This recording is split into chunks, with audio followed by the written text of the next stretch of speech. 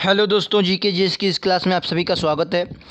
Navy और air force all defence exam के लिए हमने फोर्स बैच स्टार्ट किया है, जिसमें आपको हर तरह की क्लासेज और प्रैक्टिस सेट इंपॉर्टेंट क्वेश्चन के साथ करवाए जाते हैं, जो आपके लिए बहुत महत्वपूर्ण है। तो चलिए आज हम जीके जीएस पर बात करने वाले हैं, उनके महत्वपूर्ण क्वेश्चनों को देखते हैं बिना देरी किए हुए। तो दोस्तों, अगर आपने अभी तक हमारे चैनल को सब्सक्राइब नहीं किया है तो सब्सक्राइब कर लें और बेल आइकन दबाएं, जिससे नोटिफिकेशन आपको मिलती रहे।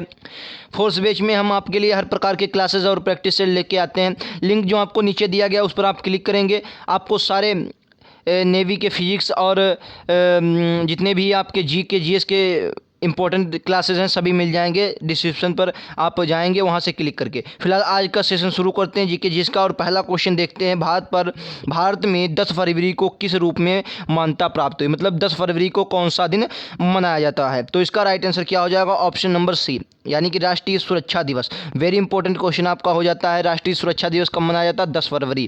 क्लियर है? चलो अगला क्वेश्चन, ये रहा आपका अगला क्वेश्चन। कह रहा है इंडियन स्टैंडर्ड टाइम और ग्रीनविच मीन टाइम में कितने समय का अंतर होता है? कितने समय का अंतर होता है, इसका राइट आंसर बताना है आपको। देखिए, इसका राइट आंसर ऑप्शन नंबर हो जाएगा भी 5 घंटे 30 मिनट। ठीक है, इंडियन स्टैंडर्ड टाइम और ग्रीनविच, यानी कि इंडियन स्टैंडर्ड बोले तो 82.5 डिग्री आप कह सकते हैं। क्लियर?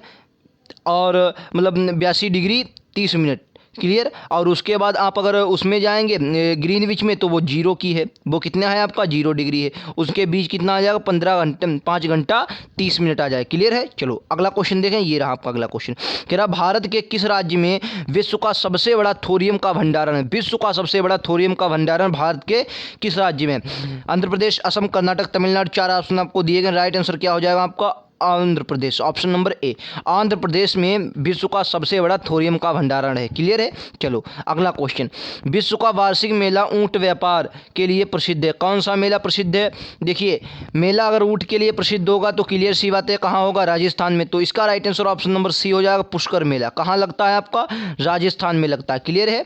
चलो, राजस्थान में आपको याद रखना है। सभी क्वेश्चन आपके लिए इंपॉर्टेंट हैं। अगर आपने इससे पहले कोई भी एग्ज़ाम दिया होगा तो आपको पता होगा कि ऐसे क्वेश्चन आपके एग्ज़ाम में आते हैं, और अगर आपने नहीं दिया है तो प्रीवियस ईयर क्वेश्चन उठाकर देख लीजिए, ऐसे क्वेश्चन आपको मिलेंगे। क्लियर है? अगला क्वेश्चन कह रहा है निम्नलिखित में से वह कौन सा राज्य है जिससे होकर कर्क रेखा गुजरती है? बिहार, झारखंड, हिमाचल प्रदेश, उत्तर प्रदेश।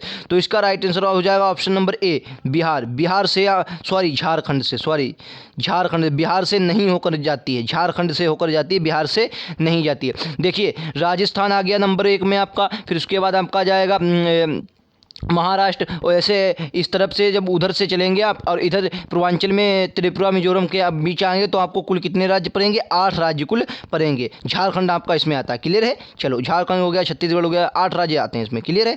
चलो अगला क्वेश्चन। हिमालय की श्रेणी में कौन प्राचीनतम है? हिमालय की जो श्रेणी है सबसे प्राचीनतम कौन है? तो इसका राइट आंसर ऑप्शन नंबर हो जाएगा ए, यानी कि बृहत जो हिमालय है ये हिमालय की सबसे प्राचीन श्रेणी। अगर नवीनतम की बात करेगा तो शिवालिक हिमालय जो है ये सबसे नवीनतम है। क्लियर है? चलो अगला क्वेश्चन कह रहा है पटकाई बुम है, नागा हिल से लुसाई हिल है, भारत के किस भूभाग में स्थित हैं? ये जो चोटियां हैं किस भूभाग में स्थित हैं? देखिए, इसका राइट आंसर क्या हो जाएगा? ऑप्शन नंबर हो जाएगा भाई साहब सी, क्योंकि पूर्वोत्तर मतलब पूर्वांचल पर जो पूर्वोत्तर आप जाएंगे पूर्व में, तो वहाँ पर आपको ये पटकाई बुम, नागा हिल कहाँ आपकी नागालैंड में है, लुसाई हिल, ये सभी कहाँ मिलेंगे? आपको उसी क्षेत्र में मिलेंगे। क्लियर है? आपको सभी क्वेश्चन याद रखना है, सभी क्वेश्चन आपके लिए इंपॉर्टेंट। अगला क्वेश्चन कह रहा है आपका, कह रहा भारत में मुगल वंश का संस्थापक कौन था? भारत में मुगल वंश का संस्थापक कौन था? तो इसका राइट आंसर हो जाएगा option number A, Babur. Babur जो था ये मुगल वंश का संस्थापक था। 1526 में क्या हुआ, कहानी सुन लीजिए। 1526 में राजगद्दी पर इब्राहिम लोदी बैठे थे, जो लोदी वंश के एक शासक थे। कहा है कि लोदी वंश के। फिर इनसे 1526 में पानीपत का प्रथम युद्ध हुआ। पानीपत का प्रथम युद्ध हुआ। किसके मध्य हुआ?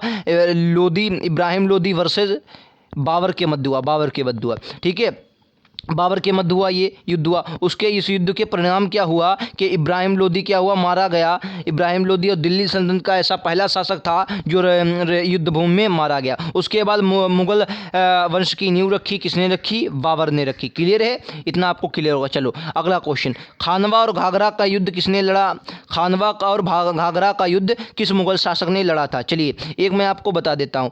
कहते हैं कि 1526 से एक कहानी शुरू होती है, फिर 27, 28, 29 और 30, यानी कि कहते हैं 26 में पानी पिया बाबर ने, मतलब पानीपत का युद्ध लड़ा। 27 में क्या किया, खानवा का युद्ध यानी कि खाना खाया और खानवा का युद्ध लड़ा। और जो आपका 28 में चाय पी यानी कि चंदेरी का युद्ध लड़ा, चाय पी चंदेरी का युद्ध लड़ा। और 29 में आपका घर गया यानी कि घाघरा का युद्ध लड़ा। और 30 में उसकी क्या हुई थी, बाबर की 1530 में मृत्यु हो गई, यानी कि 4 वर्षों तक उसने शासक किया। इसका right answer option number D हो जाएगा। बाबर ने 1526 में पानीपत का युद्ध, 1527 में खानवा का युद्ध, 1528 में चंदेरी का युद्ध और 1529 में घाघरा का युद्ध लड़ा। क्लियर है। चलो अगला क्वेश्चन, ये रहा आपका अगला क्वेश्चन, कह रहा है चौसा का युद्ध किसके किसके बीच लड़ा गया था। इसका राइट आंसर आपको बताएं, चौसा का युद्ध।